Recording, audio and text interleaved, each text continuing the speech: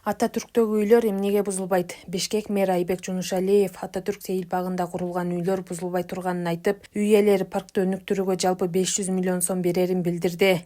Ататүрк менен көк жарды салыштырыш такыр эки башка көйгөй да. Бул салыштырыш болбойт. Себептен да Ататүрк паркын бул убагында чечимдер кабыл алып туруп, ар бирөөнө чечимдер чыгып туруп, анан госактар берилген да.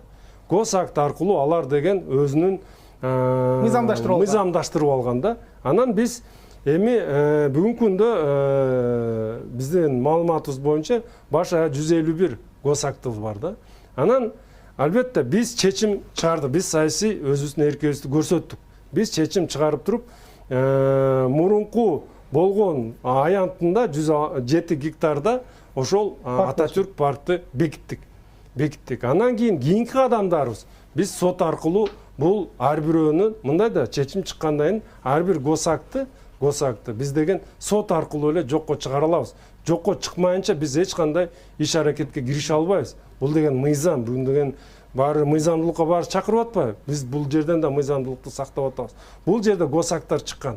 Бунун жердин багыты ошондо биз деген элдерге үй курганга деп чечимдер чыгып, биз ал чечимдерди жокко чыгарып туруп, анан кийин биз эмеге берип атабыз да, сотко. Азыр соттошуп атасыз. Конституциялык сот бизге биздин чечимдерибизди мыйзамдуу деп тапты. Туурабы? Мэрия өзүнүн чечимин аткаруу бийлиги мурунку чечимдерин жокко чыгарып, башка чечимдерди кабыл алган мүмкүнчүлүгү бар. Бирок мыйзам, конституцияларды көтөрө турган болсок, ар бир жер укугу, мындай ар бирөөнүн укугу, бул деген сот аркылуу чечилет, сот аркылуу аныкталыш керек деген нерсесин киргизген.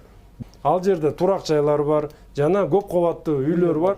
Анан жер тилкелери бар болчу, алынып алган. Биз бүгүнкү күндө мындай бир кандай десем, мировой соглашение деп коет, эми сотто каралып атканда, ошондой багытта аналогия менен кетип атабыз, бир чечимге келдик. Ал чечим алкагында биз убагында 24 гектар эметип өтүп кеткен болсо, анын ичинен уже 5 гектарды биз кайрып атабыз.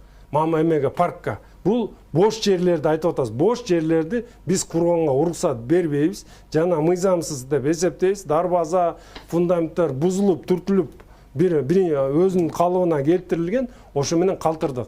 Андан сырткары ушул Ататүрк парктын бүгүнкү акыбалын көрөлү. Макул, биз 107-ни деле артка алып алайлы, бирок акыбалы бүгүнкү күндө көрүнүшү баарыбыз билебиз. Бактар курап атат, Ататүрк курап атат, жаңы заманба бир мындай бир өнүгүүсү жок. Ошондуктан биз